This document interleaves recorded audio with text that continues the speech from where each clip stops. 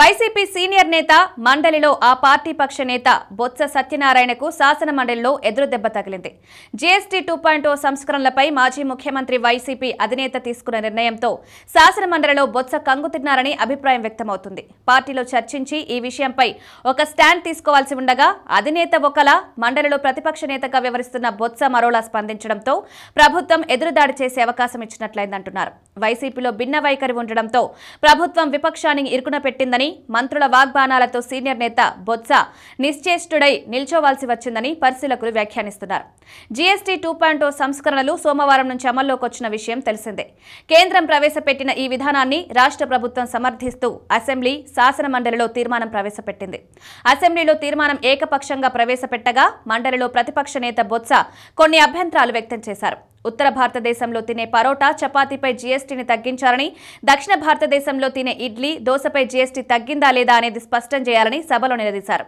మరోవైపు ఎన్టీఏ ప్రభుత్వం 2017లో జీఎస్టీని ప్రవేశపెట్టి సుమారు 55 లక్షల కోట్లు వసూలు చేసిందని చెప్పిన బొత్స ఇప్పుడు సంస్కరణల పేరిట 2.5 లక్షల కోట్ల ఉపశమనం మాత్రమే కల్పించారని విమర్శించారు. అయితే బొత్స విమర్శలపై స్పందించిన ప్రభుత్వం జీఎస్టీ సంస్కరణలపై వైసీపీ స్టాండ్ ఏంటో స్పష్టం చేసి మాట్లాడాలని నిలదీసింది. ఆర్థిక మంత్రి కేశవ్ మాట్లాడుతూ బొత్స గారు జీఎస్టీ సంస్కరణలపై మీ వైఖరి ఏంటూ అంటూ పయ్యావుల సూటిగా ప్రశ్నించారు. శాసనసభ వ్యవహారాల సలహా కమిటీలో జీఎస్టీపై కేంద్ర ప్రభుత్వాన్ని అభినందిస్తూ రాష్ట్ర ప్రభుత్వం తీర్మానాన్ని ప్రవేశపెడితే మీ పార్టీ పరంగా వ్యతిరేకిస్తామని చెప్పారు కదా, కానీ మీరు తీర్మానాన్ని వ్యతిరేకించలేరు కూడా అంటూ ఎద్దేవా చేశారు. దీనికి కారణం వైసీపీ అధినేత మాజీ సీఎం జగన్ ఎక్స్లో జీఎస్టీపై చేసిన పోస్ట్ అని అభిప్రాయం వ్యక్తమవుతుంది. జీఎస్టీ సంస్కరణలపై ఎక్స్లో అధికారికంగా పోస్ట్ చేసిన మాజీ సీఎం జగన్ విప్లవాత్మక సంస్కరణలు తీసుకువచ్చారని ప్రధాని మోదీని అభినందించారు. దీంతో సభలో తాము జీఎస్టీ సంస్కరణలను వ్యతిరేకిస్తామని బీఏసీలో చెప్పిన బొత్స మాటలకు విలువ లేకుండా పోయిందని పరిశీలకులు వ్యాఖ్యానిస్తున్నారు.